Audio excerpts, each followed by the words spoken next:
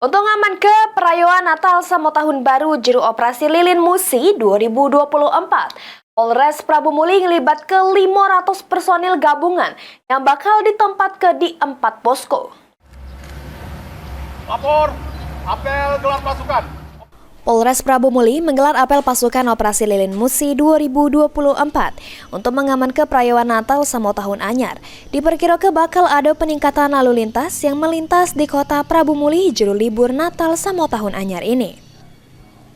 Untuk itu, 500 personil gabungan dilibatkan juru operasi Lilin Musi selama 13 hari ke depan yang bakal ditempatkan di 4 posko, terdiri dari 3 posko pengamanan sama sikok posko pelayanan.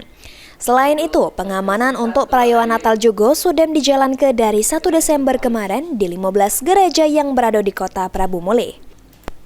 Sedangkan untuk malam pergantian tahun age bakal diadu ke penjagoan di ruas-ruas jalan semua tempat keramaian di kota Prabu Muli supaya tidak ada yang mengganggu Kamtibmas.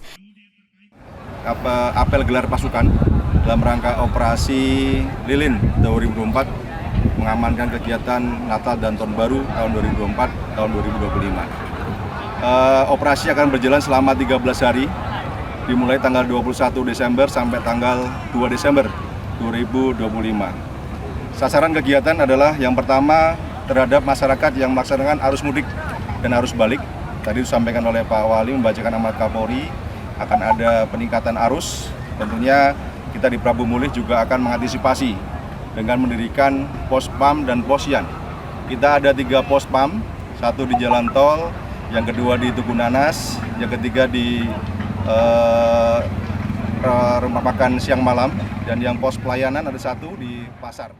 Kapolres Prabu Muli mengimbau masyarakat kota Prabu Muli supaya tidak melakukan euforia yang berlebihan, seperti balap liar sama mabuk-mabukan di malam pergantian tahun supaya tidak terjadi hal-hal yang tidak diinginkan.